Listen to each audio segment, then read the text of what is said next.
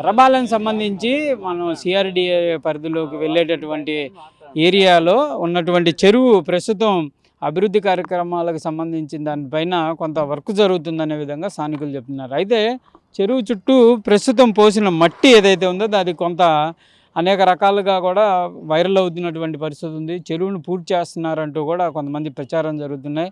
కొంతమంది ఇక్కడ వివిధ రకాలుగా కన్స్ట్రక్షన్ చేయకపోవడానికి సిద్ధమవుతున్నారనే విధంగా జరుగుతుంది. అసలు స్థానికులు ఉన్నారు, ఇక్కడ ఏం జరుగుతుంది అనేది మాట్లాడదాం. ఏంటి అసలు ఎందుకు పోస్తున్నారు మట్టి?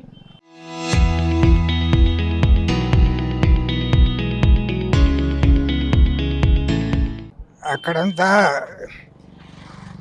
చెత్త అదంతా బాగా ఇదేసి పొల్యూషను దోమలు బాగా ఎక్కువగా అవుతుంటే దాని అంతటిని శుభ్రం చేయటం కోసం అనేది మెరకతోలి వాళ్ళు తోలుతూ ఉన్నారు. సిఆర్డీ నుంచి మాకు సహాయం చేస్తామంటే సరే మెరకతోలని మట్టి తోలితే అదంతా శుభ్రంగా ఉంటుంది, పొల్యూషన్ లేకుండా ఉంటుంది, దోమకాటు లేకుండా ఉంటుంది, ఆరోగ్య రీత్యా ఇబ్బందులు లేకుండా ఉంటాయి అనేది మేము దాని మీద మాట్లాడాము.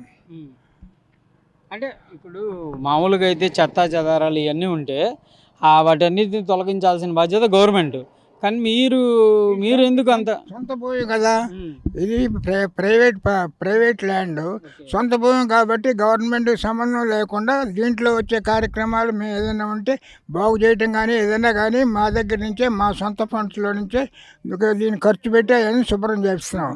ప్రతిసారి చెట్లు మొలిస్తే ఆ చెట్లు పీకిస్తాం, ఆ తర్వాత అదంతా మట్టి ఆగమాగంగా తోలితే అదంతా ప్రొక్లైన్ పెట్టి సదరం చేయించడం ఇవన్నీ చేసి ఇది పెద్దగా ఇబ్బందిగా ఉంటుంది. ప్రతిసారి ఖర్చులు ఎక్కువ అవుతున్నాయని వాళ్ళు మట్టి తోలుతామంటే సదరం చేసి ఆ చెరువు వరకు ఉంచి ఆ అవతల ఖాళీ ప్రదేశం అంతా మట్టి తోలి శుభ్రం చేద్దామనే ఆలోచనతో చేయించామండి. అంటే ప్రతి సంవత్సరం ఇక్కడ ఏంటి ఏమన్నా చేపల చెరువులు కానీ అవన్నీ ఉంటాయా నీళ్లు వాడుకోవడానికి? కానీ ఆ నీళ్లు వాడుకుంటున్నారు, పక్కన ఎవరైనా పొలాలు చేస్తే ఇప్పుడు పొలాల్లో పనులు ఏం లేవు.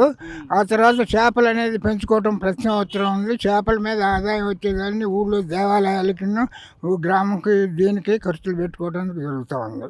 అంటే ఒకవేళ ఇప్పుడు ఈ చెరువు ఇప్పుడు అది జరిగితే కానీ నీళ్లు సరిపోతాయా? అంటే ఇప్పుడున్న పరిస్థితికి మళ్ళీ మారే పరిస్థితి ఉంటుంది కదా. వర్షానికేమో నీళ్లు చెరువు నిండా వస్తున్నాయి, విడిగానేమో ఊళ్ళో ఉన్న డ్రైనేజ్ వాటర్ అంతా వాటర్ అంతా దీంట్లోకే చెరువులోకే వస్తూ ఉంది. అదే దీనికి సోర్స్ లేదు. ఇక ఊళ్ళో ఇది కనుక చెరువు మూసేస్తే పట్టా ల్యాండ్ అని ఊళ్ళో మురిగెత్తిపోద్ది. అందువల్ల ఎప్పుడు అనాది నుంచి చెరువు నీళ్లు ఊళ్ళో నీళ్ళన్నీ ఇక్కడికి వస్తున్నాయి కాబట్టి అది అట్లాగనే ఉంటున్నాయి. ఊళ్ళో నీళ్ళన్నీ చెరువులోకే వస్తాయి. ఇది ప్రధానంగా అయితే ఈ చుట్టూ ఉన్నటువంటి డ్రైనేజ్ ఏదైతే ఉందో దానికి సంబంధించినటువంటి చెత్తని క్లీన్ చేయడం కోసం ఇది చేస్తూ ఉంటున్నారు. అయితే దీనికి సంబంధించి కొంత కోర్టు పరిధిలో కూడా ఉంది. కోర్టులో కొంతమంది దీనిపైన తమ భూములు అనే విధంగా ఆశ్రయించినటువంటి పరిస్థితుల్లో స్థానికంగా ఉన్నటువంటి వాళ్ళపైన కూడా కొంతమంది కోర్టుకు హాజరవుతున్నారు. దానికి సంబంధించి కూడా కొంతమంది న్యాయ నిపుణులుగా ఉన్న వాళ్ళు మాట్లాడారు. ఏంటి అసలు అదేం వివాదం? ఇది 200 సంవత్సరాల క్రితం నుంచి ఈ భూమి ఎర్రబాలెనికి సంబంధించిందండి.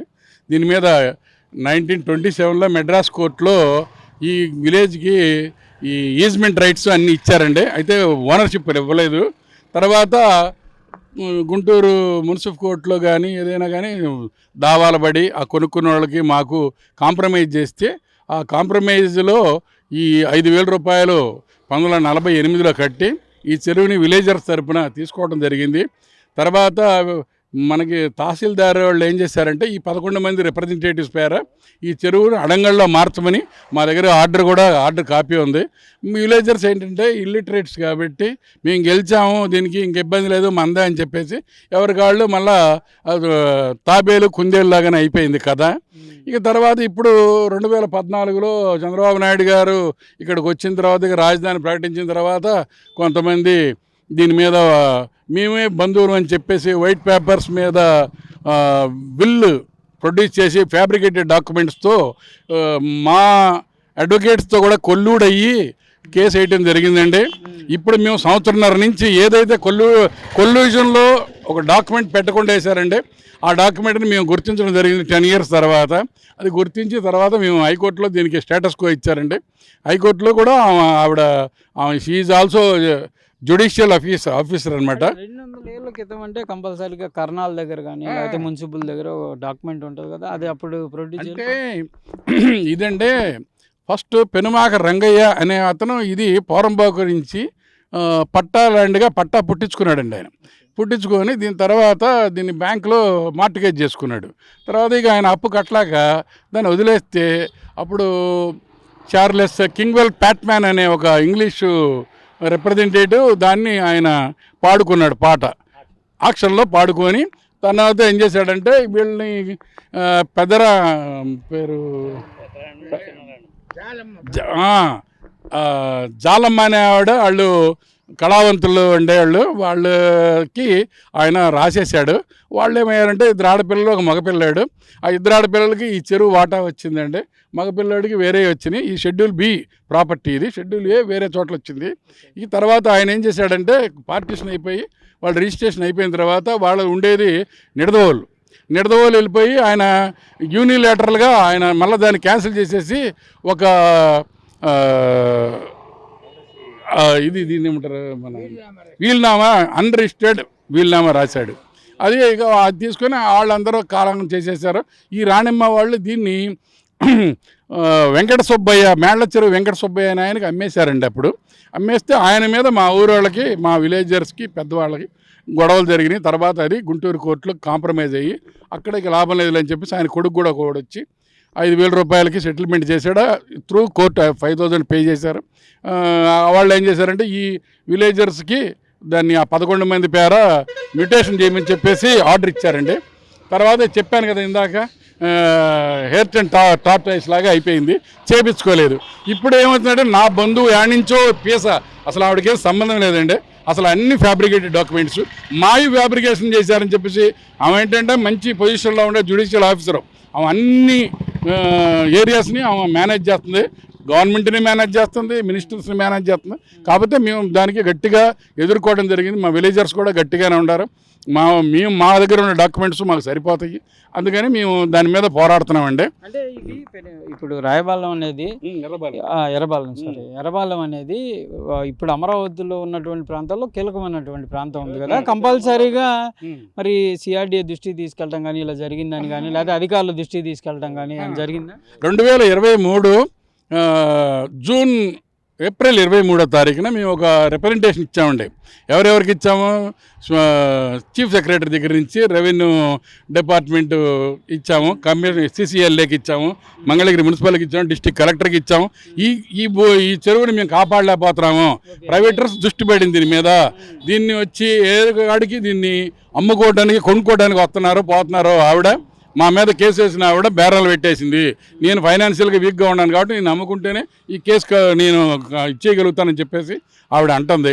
అందుకని చెప్పేసి మేము ఏమన్నామంటే, ఏమంటే విలేజర్స్కి మేము కాపాడలేము, మీరే దీన్ని తీసేసుకోమని చెప్పేసి మా రిప్రజెంటేషన్ ఉంది, మీకు నేను ఆ కాపీ ఏమన్నా ఇస్తాను.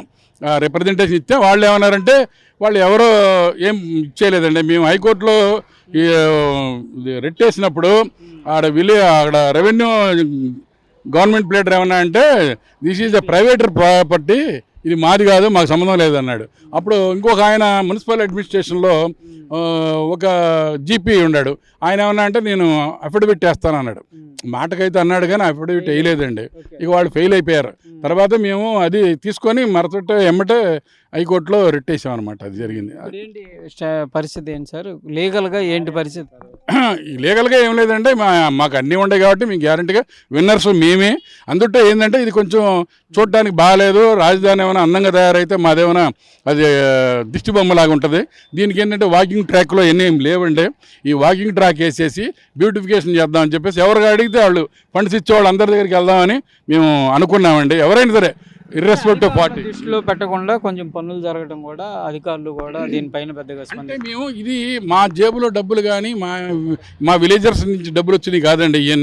ఇవన్నీ మేము ఎవరినో అడుక్కొని వాళ్ళే మాకు మట్టి దొరుకుతున్నారు తప్పితే మేము దీంట్లో స్వచ్ఛందంగా మేము అక్కడ కాపలా ఉంటాం తప్పితే వాళ్ళు తోలు పెడుతున్నారు అంత తప్పితే మా జేబుల్లో నుంచి సింగిల్ పై కూడా వెళ్ళట్లేదు అంతవరకు. ఎందుకంటే ఇది మంచి పనే కదా, దీనికి ఇటువంటి అవరోధాలు వస్తాయని మేము జనరల్గా అనుకోలేదు. ఇదేంటంటే ఇది అందరూ హర్షిస్తారనుకున్నాం, దీనికి ఒక ట్రాక్ వేస్తారు, ట్రీస్ పెడతారు, అంతా ప్లాంటేషన్ చేసి చాలా బాగుంటుందని చెప్పేసి మేము అనుకోవడమే జరిగింది. కానీ ఇప్పుడు మీరు వచ్చిన తర్వాత తెలిసింది ఏంటంటే అధికారులు కూడా చెప్పాలని చెప్పేసి, అధికారులకి మరి ఇది అవుట్కమ్ ఎట్టొచ్చిందో తెలియదు. అంటే చెరువు అంటే చెరువును పూడ్చడం అనేది ఒట్టి మాటలు.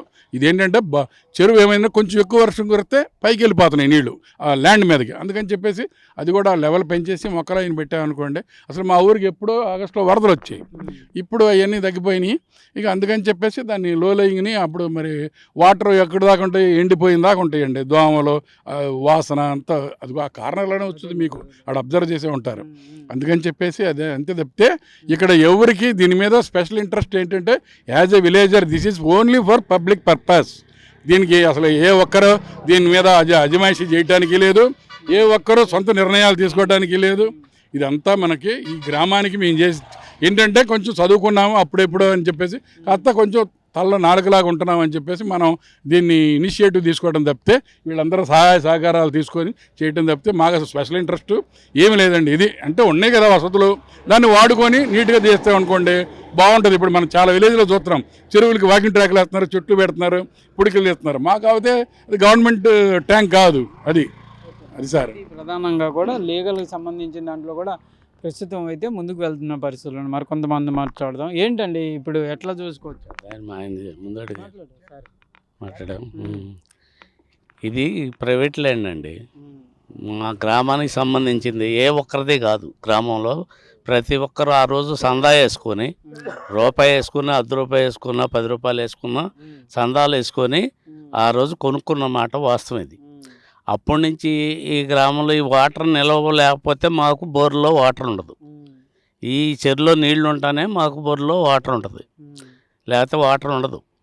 మాకు ఇప్పుడైనా ఉండవల్లి దగ్గర నుంచే, గృహాల దగ్గర నుంచే వాటర్ వచ్చేది, మంచినీళ్ళు. ఇప్పుడు కూడా అయ్యే మంచినీళ్ళు ఇక్కడేం మా పైపు లైన్ ద్వారానే వస్తాయి మాకు.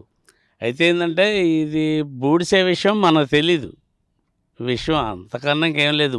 అది బూడిసే విషయం కూడా కమిటీలో పిలిచి చెబితే బాధలేదు, కమిటీలో పిలవాల నన్ను, అది ఒకటే తప్ప ఇంక అంతకన్నా ఏమి లేదు. ఎవరు అమ్మేది కాదు, ఎవరు కొనేది కాదు.